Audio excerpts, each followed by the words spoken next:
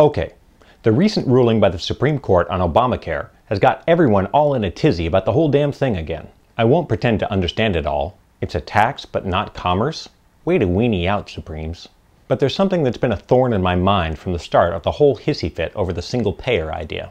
So here's a thought bite for you, and it all has to do with Joe Schmuck sticking his hand in a blender. Now, I gotta admit up front that I know enough to know that I don't really know squat about the intricacies of healthcare policy. But then, neither probably do you. But that won't stop us from having opinions, will it? Here's what I mean. Single payer means, and let's dumbify this down a little bit so I can grapple with it. Single payer means that if Joe Schmuck sticks his hand in a blender, Uncle Sam pays Joe's bill, right? And where does that money come from? You and me, the taxpayers. So the argument against single payer is that it's fundamentally unfair. You and I weren't stupid enough to stick our hand in a blender in the first place, so why should we pay for Joe's lousy judgment? And the argument for single payer is that we are all responsible for creating a society that offers prosperity for all of its members. We are our brother's keepers and all that. But instead of focusing on all these shoulds and moral arguments, I want to look at it in terms of simple pragmatism. Because I think both those arguments miss the central point, which is this. If single payer or mandatory insurance is bad because you and I pay for Joe's poor choices or bad luck, then the current system is even worse, because it does exactly the same thing, but costs you and me way more. Let me explain. Joe sticks his hand in the blender and cuts up his thumb. He doesn't have insurance or the cash to go to the doctor, so Joe sucks it up, wraps a bandage around his hand, and proceeds about his life. 5 days later, Joe's thumb is all pussy and red, and it's got streaks going up in red, and all pussy with streaks in red, and it's got streaks and pussy with streaks of infection going up his arm. So Joe calls 911 because he doesn't want to die of blood poisoning. Fair enough. A death sentence for a momentary indiscretion seems a bit harsh. The fire truck and ambulance come. He gets a flashy light ride to the hospital, and they fix Joe up with a bunch of IV antibiotics and a little surgery. Now, here's the sticky part. Joe can't pay the bill. So who does? You and me, bub. Not through our taxes, but through the higher medical costs we'll have to pay next time because the hospital had to hike prices on everything to cover what they lost on the non-paying customers like Joe.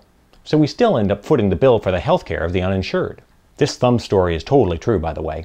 I have an uncle who's a firefighter, and he was indeed called out on his shiny fire truck for a 911 call about an infected thumb. He said this kind of thing happens all the time. Not specifically with blended thumbs, but problems that could have been solved simply and cheaply 5 days earlier before they got really bad.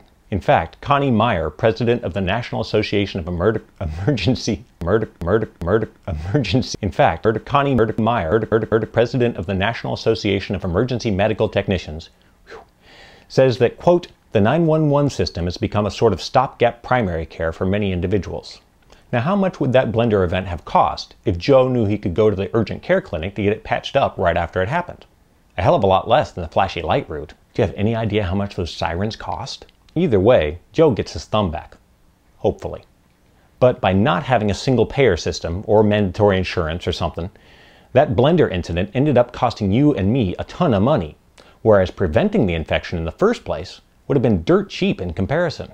This works at all levels.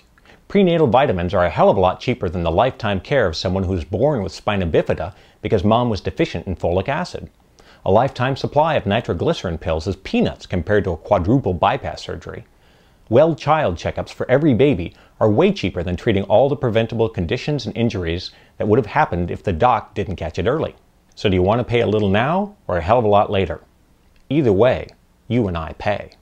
It's the whole a stitch in time saves 9 thing.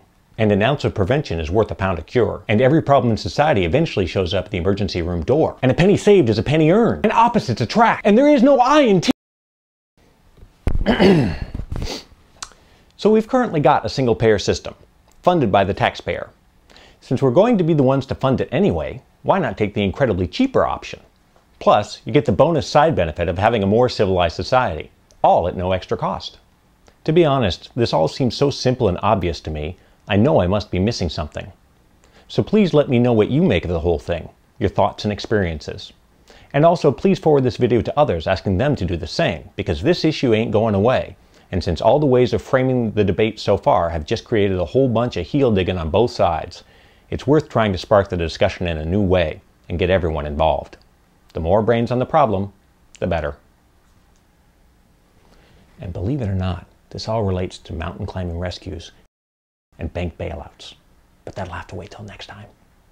For now, this is Greg Craven, just trying to think things through.